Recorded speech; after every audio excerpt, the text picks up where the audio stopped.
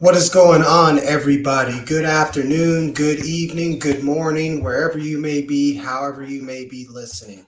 If you don't know, now you do know. You're officially tuned in to a very special edition of the HFWB Podcast Series.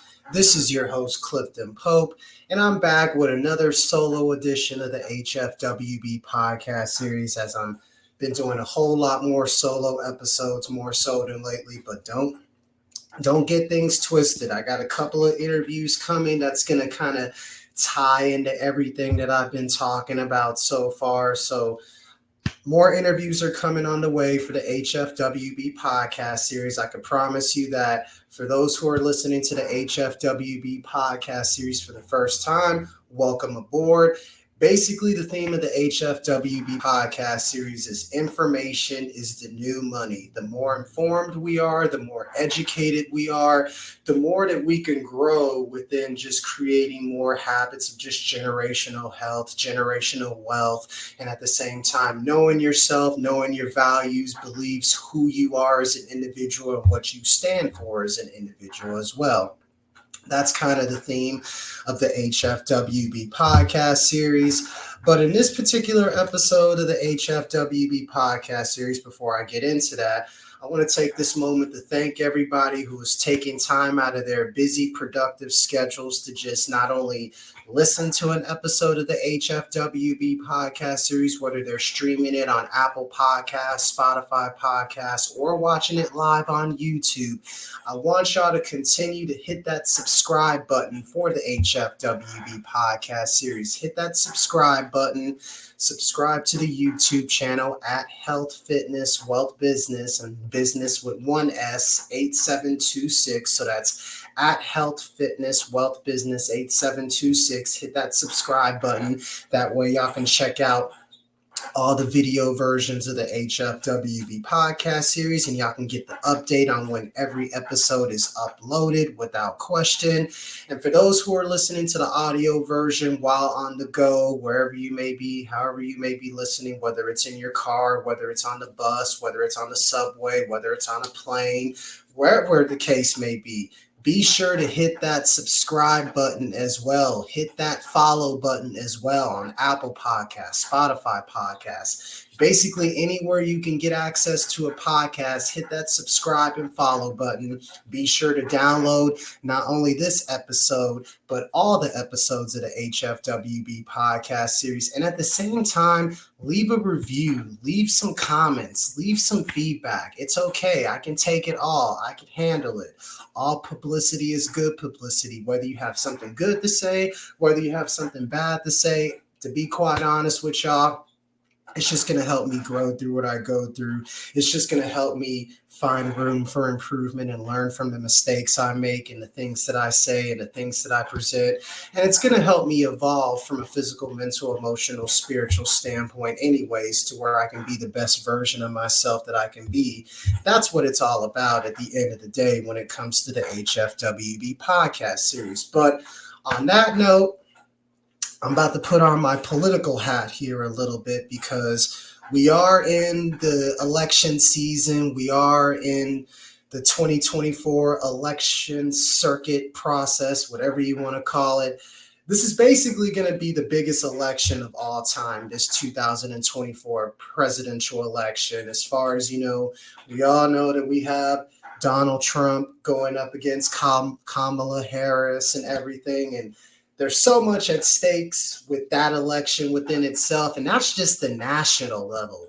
We also need to worry about, wherever you may be, however you may be listening, you need to pay attention to your city elections. You need to pay attention to your county elections. You need to pay attention to basically the state level elections as well.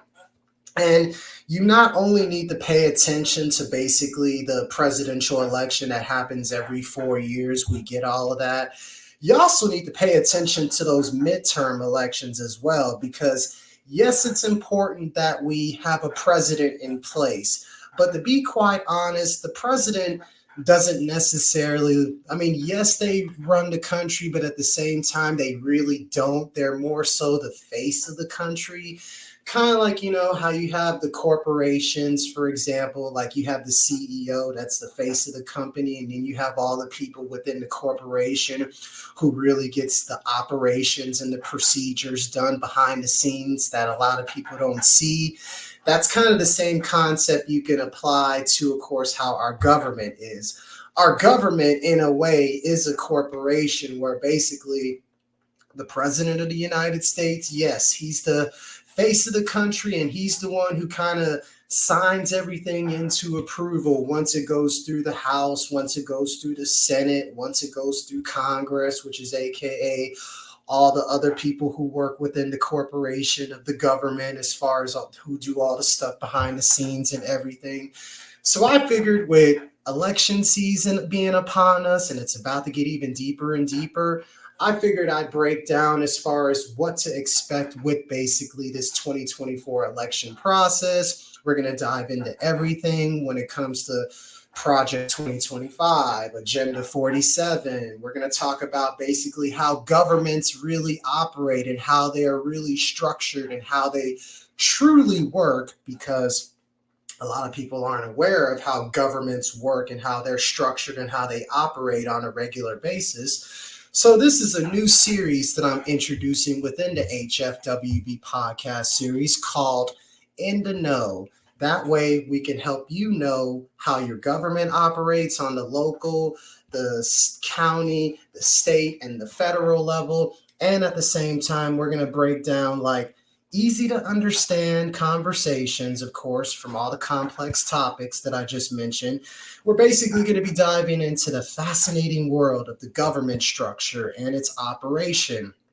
We're going to be talking about things like the judicial branch, the legislative branch, and the executive branch, and basically how all these proposed initiatives, like Project 2025, Agenda 47, we've heard that maybe once or twice, or if this is your first time listening and you're barely hearing about it, I definitely recommend you researching Project 2025 and Agenda 47. It's Googleable information. You could literally type in project2025.org and you can read the full 922-page document that basically breaks down what Project 2025 is and what's to come within that, and why that can be a threat or to some, or how that can maybe benefit some as well. Same goes with Agenda 47. You could literally look it up as well by putting it in Google.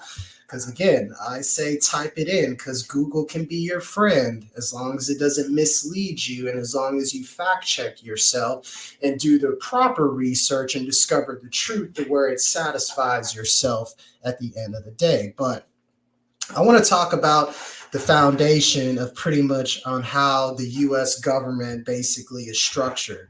If you paid attention in history class, you should know how this works. But just in case if you didn't, allow me to break down basically how the foundational structure of the U.S. government basically works. See, the U.S. government is divided into three branches, right? You got the executive branch, the legislative branch, and the judicial branch. Now, all of these branches are kind of what they call separations of powers, right? Because it's designed to basically ensure a system of checks and balances where no single branch becomes more powerful than the other. So, for instance, the executive branch, the legislative branch, and the judicial branch, they're basically all nice and balanced out within this system of checks and balances. That way, for example, the executive branch doesn't have too much authority over the legislative and judicial branch.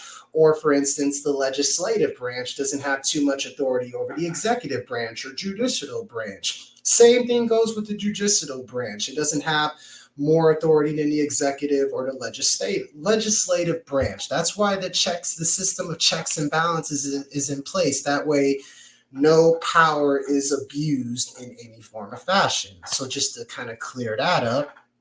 Now, we're going to break down basically each of these branches and basically how they represent. Now, the legislative branch.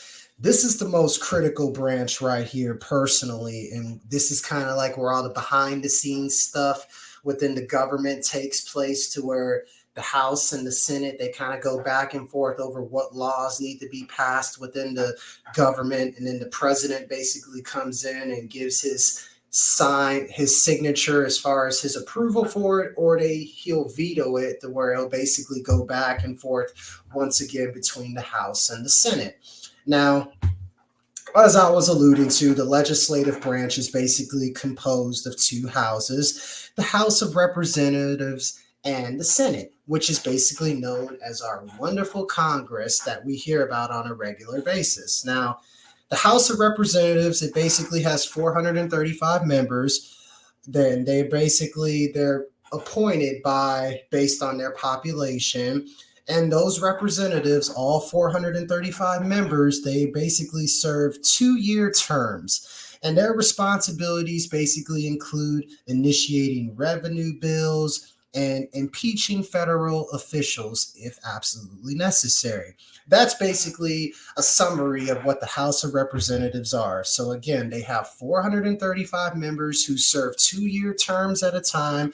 And then they go through the whole election process of their own right, just so they can get elected into the House of Representatives, to where they can take on those responsibilities of, initiating those revenue bills and impeaching those federal officials if absolutely necessary. Now, that's just one side of basically the legislative branch. Now, you got the other side, which is basically the Senate. Now, the Senate, they basically have 100 members, with each state represented by 2 senators, right? Now, those senators they serve 6-year terms. Their responsibilities, if you didn't know, they basically approve the treaties. They're responsible for the presidential appointments. They help conduct impeachment trials, which is kind of what they went through with the whole Donald Trump saga. We all know how that turned out, right? And at the same time, that's basically kind of summarizes what the Senate does. So again, they have 100 members. They have each state within the Senate. It's basically represented by 2 senators. They serve 6 years at a time, and they're basically responsible for approving all the treaties, all the documents that the House of Representatives passes along to them, and they go back and forth over it until they come to terms of agreement, and then the president signs it into law, which is what they always show is basically on the news. They don't show how the House and the Senate go back and forth over it before it reaches the president's desk, and they hold a news conference with the president, aka the face of the government. Just like the CEO is the face of the corporation, the president is the face of the government. And basically, the U.S. House of Representatives and the U.S. Senate, aka our Congress, are basically, in a way, the ones who are employed underneath the government to make sure the government is running up to its standards and maintaining its systems of checks and balances on a regular basis. Now, that's just on the legislative branch side of things. So that's pretty much how that overall works out within itself as far as just the legislative branch. So you got the House of Representatives and you got the Senate, and that forms the overall Congress, which helps put together all the laws behind the scenes as far as, approving treaties, as far as just initiating revenue bills and all that stuff. The House and the Senate, they kind of go back and forth over that.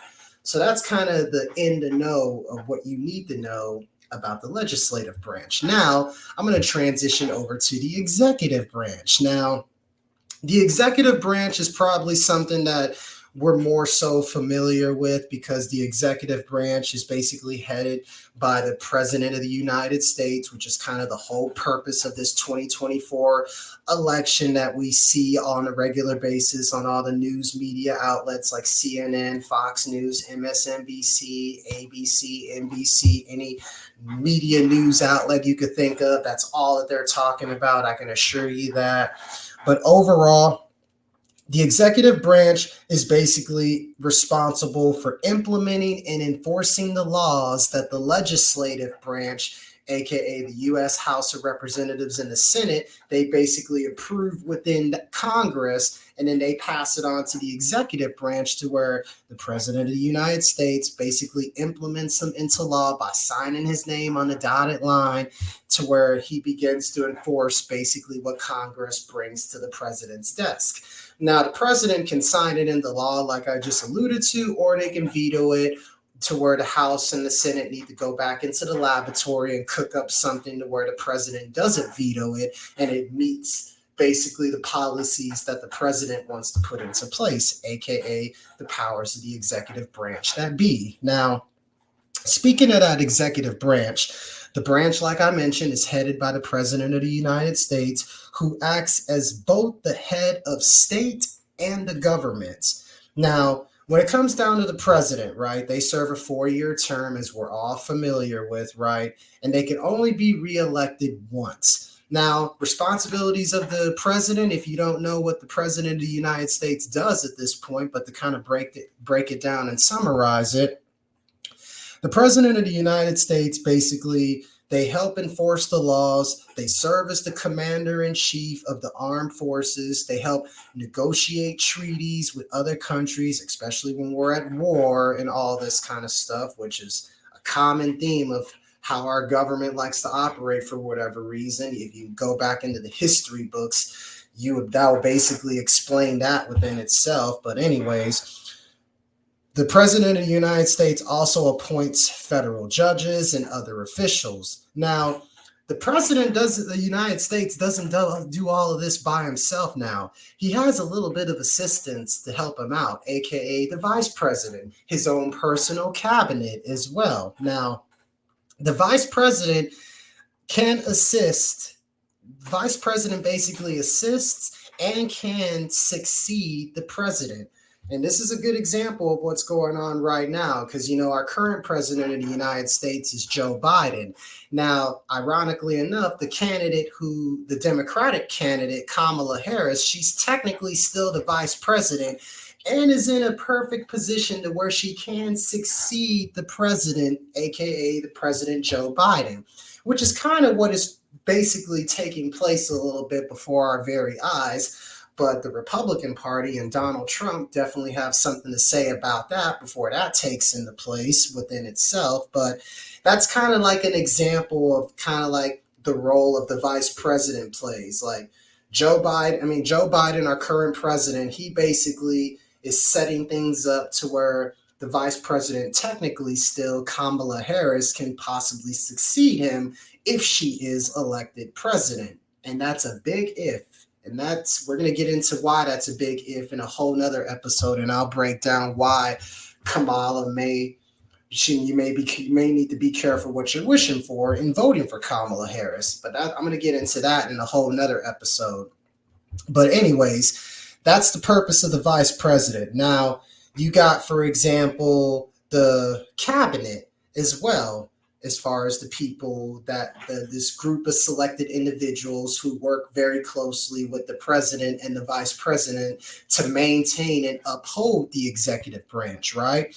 The cabinet comprises of heads of executive departments who, quote unquote, advise the president. Like, for instance, the U.S. Department of Education, Treasury, just to name a few off of the top of my head. But we'll get into all that in future episodes within this series of In the Know, as we break down the political landscape of what's going on within our country, because there's a whole lot, but I'm just breaking down the basics of how government works for those who assume they know how it works, but they really don't. So this is an episode that you really should pay attention to, and at the same time, rewind everything that I just previously said. That way it could be embedded into your head, because it's pretty much more critical, more so than ever. So that's kind of like, the executive branch basically summed up in a nutshell. Obviously, you have the president, who's the commander in chief. You have the vice president, and then you have the presidential cabinet, who basically all work together in a way to make sure that the laws are being implemented and enforced based off of what the legislative branch brings to the table, based on what Congress, being the House of Representatives, and the Senate brings to the table as well. So that's something that I would definitely take heed to noticing as well. Now, the last branch that I want to talk about real quick is the judicial branch. Now, the judicial branch is basically interprets the laws, they determine their constitutionality, and at the same time, the branch itself is headed by the Supreme Court of the United States. Pretty much that's where, when it comes to the judicial branch, that's where basically all the big federal cases are basically processed, aka through the Supreme Court and everything. Kind of like with everything that's going on with the trial with Donald Trump and all of the criminal acts that he kind of put together within his presidency, and he's going through that whole ordeal with the Supreme Court, going back and forth to try to see if he's innocent, if he's guilty. Well, he's technically guilty and he's been convicted to a certain degree due to the Supreme Court and all this stuff. But that's a whole nother thing within itself as I continue to focus on breaking down the basics of the judicial branch. Of course, the branch is headed by the Supreme Court of the U.S., as I just alluded to. Now, for those who don't know how the Supreme Court works, here's a brief summarization of how the Supreme Court works. It's composed of 9 justices who serve lifetime appointments. Responsibilities of the Supreme Court and all these 9 justices: they review the cases that challenge the constitutionality of the laws and the resolving disputes between the states, the United States of America, of course. Now, the judicial branch not only includes the Supreme Court, y'all, it also includes lower courts, like it includes district courts and the Court of Appeals. It handles the majority of federal cases and issues, as you can tell. The judicial branch is basically like where all the federal cases get broken down, and it goes through a similar process. It goes through a similar process as far as, determining if the Constitution in a way was violated, and all disputes are basically resolved on a federal level, and any kind of issue and case on the federal level is handled majority of the time through the Supreme Court and all the lower courts beneath the Supreme Court and the judicial branch within itself. Now, I know I threw a lot at you at this very moment, but I want to kind of break down the importance of each of these branches once again as I do a quick brief overview as far as just, you got the legislative branch, which is basically responsible for making the laws due to the House of Representatives and the Senate. Then you, of course, got the executive branch as well, which is responsible for implementing and enforcing the laws. That's where the President of the United States, the Vice President, and their cabinet comes into play. And then last but not least, you got the judicial branch that basically interprets all the laws that the legislative branch creates, and at the same time the executive branch enforces and implements, and they're basically made sure that they're being held up to the same level of standards based on their constitutionality through basically the court of law, more so to speak. So that's kind of like a brief, that's pretty much like my best way of summarizing how basically the core foundational structure of how the U.S. government works for those who are listening to the HFWB Podcast Series based on the brief research that I've done. Now, there's a lot of interesting initiatives out there that could possibly shake things up a little bit. I know we heard about Project 2025 and everything. I know that we heard about Agenda 47 and all this stuff. And honestly, people should not get things twisted with either of them, because there's a big difference basically between Project 2025 and basically Agenda 47. As I'm looking at it right here within my research, so to speak. Basically, Project 2025, y'all, it's a comprehensive blueprint of policy, personnel, training and operational planning to revitalize a conservative agenda across various federal agencies. And it's basically been put together over time by the Heritage Foundation and drawing some huge inspiration for the Reagan's era's mandate for leadership. So Project 2025 is just something that basically didn't happen last night or overnight, for example. Project 2025 has been basically decades in the making since the 1980s and since the Ronald Reagan era. They basically are trying to bring back Ronald Reagan's era of mandate for leadership through these ambitious set of plans to present some sort of framework for a future conservative administration to basically overhaul and take out the U.S. government. Now, Project 2025 is something else, y'all. It's a 922 page playbook that you can read online at project2025.org, if I have the name of that website correctly, but y'all can correct me if I don't have it correctly. And I'm just going to kind of give you a brief overview of basically what Project 2025 is planning on doing. And within the next episode of this series of In the Know, I'll basically break down the 4 pillars of what Project 2025 and what that's all about and what's to come within that. But basically, here are some of the key goals that you can basically expect from Project 2025 if it's implemented. They're trying to present a unified conservative governance, which basically they're trying to establish a cohesive approach to managing federal agencies and implementing conservative policies effectively. Or are they? We'll see. Who knows? It depends on which side are you on. That really determines that, right? Now, another key goal of Project 2025, they're trying to put together early planning and preparation techniques by engaging in proactive transition planning well before the presidential inauguration to avoid the pitfalls of delayed or disorganized government handovers, which is why they've been planning this since literally Ronald Reagan was alive and in office. Again, they're trying to bring back those Reaganomics, though, that mandate for leadership era that was very, very effective to some, not all, in the 1980s, but just throwing that out there. The last thing I want to touch on before I shift to Agenda 47, because trust me, I'm going to tackle Project 2025 more so than ever within every episode that I put out within the series In the Know, which is basically covering the political landscape of the whole U.S. government and everything. So now we have basically Project 2025 trying to quote unquote cultivate conservative leadership by identifying, training, and mobilizing a new generation of conservative leaders to take on critical roles of the government. That's just basically a snippet of what you could kind of expect from basically Project 2025 and what they're trying to bring to the table, so to speak. Will it work? Will it not work?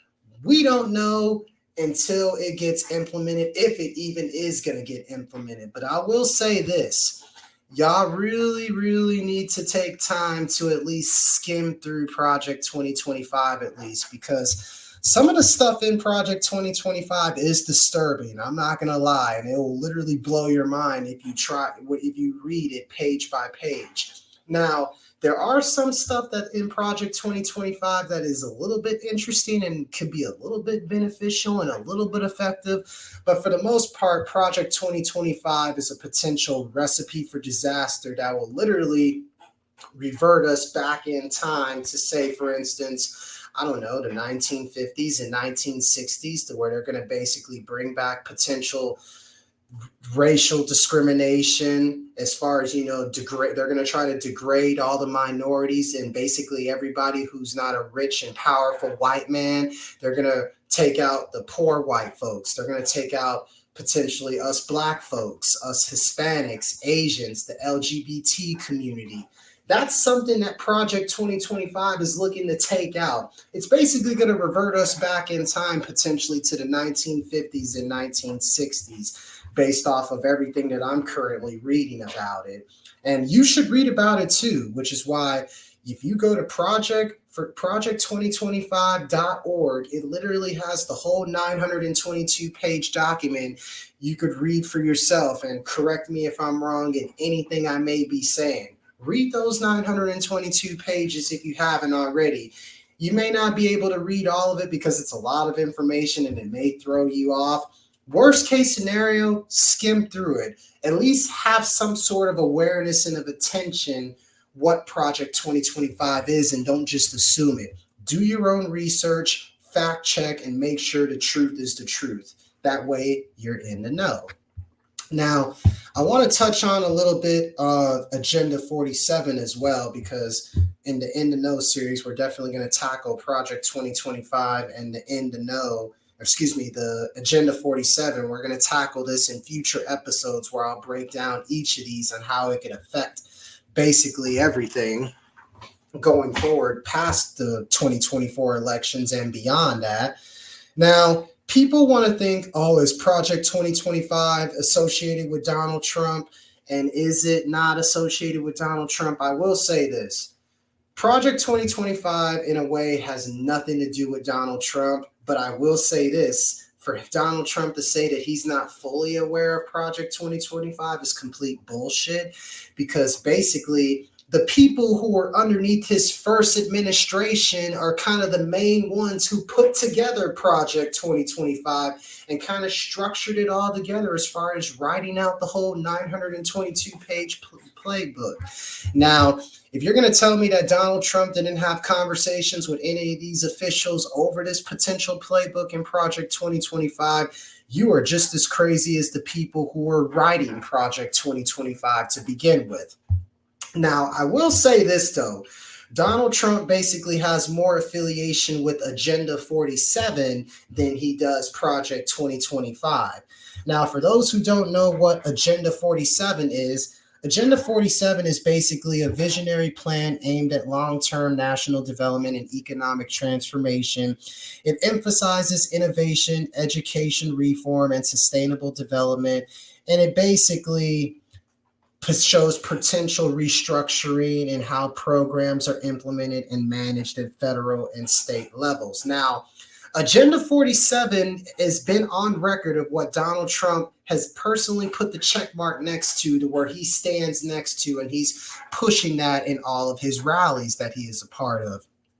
That you could basically take to the bank. And as a matter of fact, you could go to Donald Trump's website right now. If you don't believe me and you think I'm making all this up, go to donaldjtrump.org and look up Agenda 47, and it basically emphasizes every single thing that he plans on implementing. Now, I will say this, just like everything else in life, you got to take the good with the bad, right? Not everything in Agenda 47 is not that bad. Now, there are some things in Agenda 47 that's some head scratchers and that may piss people off, especially if you're a Democrat, or so to speak. Now, there are some things with Agenda 47 where I looked at it myself as I was going through some of them. I'm like, well, that seems reasonable. It can work. I mean, you got to have a little bit of optimistic approach when you're dealing with politics. You know, you can't just be like, no, this isn't going to work. This is not right. This is not going to happen, and go into this revolutionary warfare thing. You got to have a little bit of an open mind, and you got to look at it. You got to look at the facts without having your feelings, your emotions, and your ego involved. Facts over feelings, because the truth is the light, and at the same time, facts are facts regardless of what your opinion is or not. So that's kind of just a lot of the stuff that's going to be talked about in the In the Know series, and basically kind of like there's a lot of impacts that basically all of these things could have as far as, you know, what Project 2025 can do and what Agenda 47 can do to basically all the three branches of the government and all that stuff. Now, basically how Project 2025 and Agenda 47 could impact, say, for instance, you know, the legislative branch. all the new laws and policies may be drafted to support all of these initiatives, which will require congressional approval and, by bipartisan cooperation or contention could shape the success of all of these proposals. So now, just because Project 2025 and Agenda 47 is floating out there for people to read and give a preview of what's to come, it hasn't been technically implemented yet, because remember, Project 2025 and Agenda 47, they have to go through the legislative branch first. It has to go through the U.S. House of Representatives, and it has to go through the U.S. Senate. Now, it makes a difference on who is sitting in those seats based on the political parties.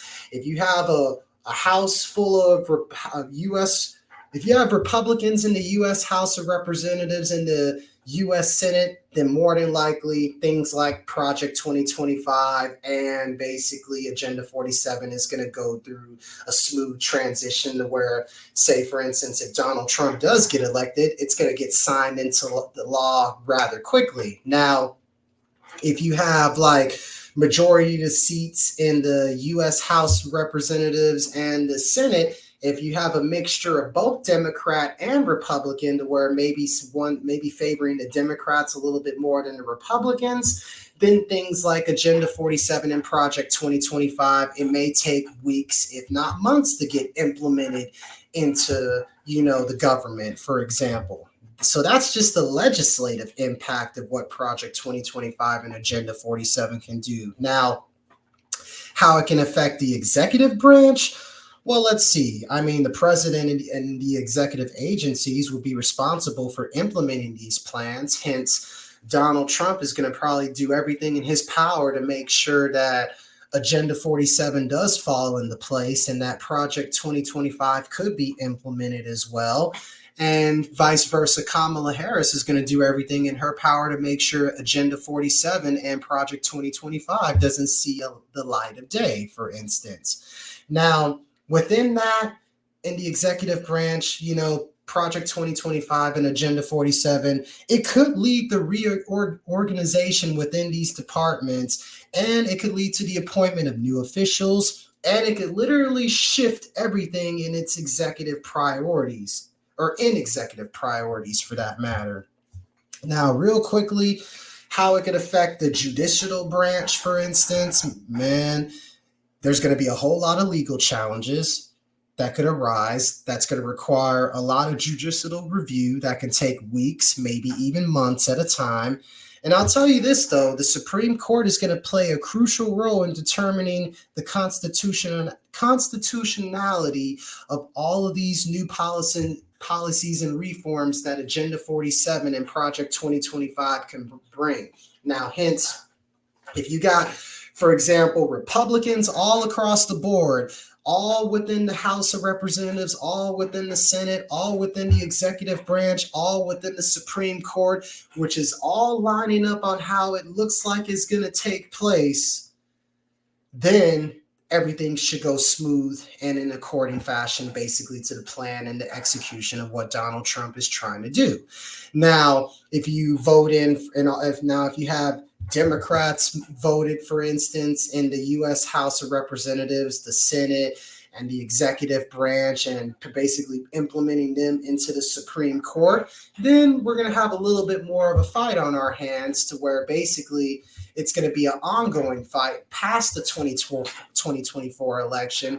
It's going to go into potentially the 2026 midterms, and it may even carry over into the next presidential election in 2028, if we even get that far, depending on the severity of the situation and how Project 2025 and Agenda 47 may unfold to, or if it even sees the light of day just in general. I'm just throwing all of this out there. That way we can make sure that you're in the know and that you know versus not knowing at all. Now, to kind of wrap all of this up, basically, in conclusion, the foundational structure of the U.S. government remains robust with its checks and balances. Now, initiatives like Project 2025 and Agenda 47, which we're going to get into a little bit more in details as this series of the HFWB Podcast Series concludes more so going into October, going into November as election season continues to heat up, because it's only gonna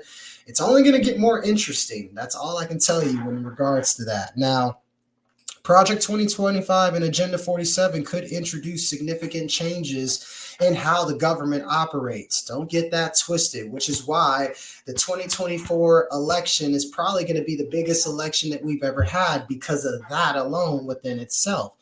These changes that could potentially come, it could impact everything. And I'm going to say this again for the people in the back. These changes that could come with Project 2025 and Agenda 47, it could impact everything from the legislative processes to the executive actions to the judicial rulings that take place within Supreme Court.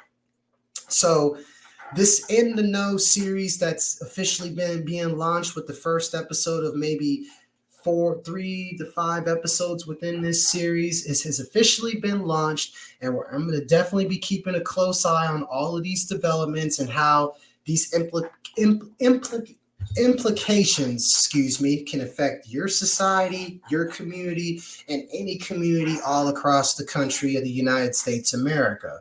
So basically, welcome to the first episode of the series In the Know, courtesy of the HFWB Podcast Series.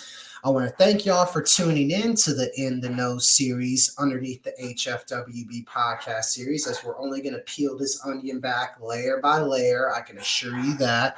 And at the same time, I thank y'all for wherever you may be, however you may be listening, that are taking time out of your productive schedules to simply download and stream an episode of the HFWB Podcast Series, whether it's on Apple Podcasts, Spotify Podcasts, or any podcast platform that you could think of. Be sure to hit that subscribe and follow button. Be sure to download and stream every single episode of the HFWB Podcast Series and leave a review. That way we could continue to grow. That way we could continue to learn from our mistakes and find room for improvement and continue to evolve the show and take it to the next level, y'all. And at the same time, y'all be sure to hit that subscribe button on the YouTube channel at Health Fitness Wealth Business. And that's one S in the business, then 8726. So again, at Health Fitness Wealth Business with one S, 8726. Subscribe to the YouTube channel. That way you can check out the video version of this episode of the HFWB Podcast Series. Episode 152 is officially in the books. It's crazy. I want y'all to continue to follow me on all social media platforms. Follow me on Facebook with my name, Clifton Pope. Follow the Health Fitness Wealth Business Facebook page as well. You can find me on Instagram at cpope_44. You can follow me on TikTok at healthfwealthb.cp. You can visit the website healthfitnesswealthbusiness.com/CP. I promise y'all that website will be updated in the month of October. It's been a lot of stuff going on, so I will update that website with more new exclusive content coming very, very soon, because you don't want to miss out on that within itself. And other than that, just continue to help grow the HFWB Podcast Series one day at a time, one step at a time, y'all. Y'all go ahead and follow me, of course, viralmango.com/cpope_44. That way we can continue to grow the HFWB Podcast Series on that note.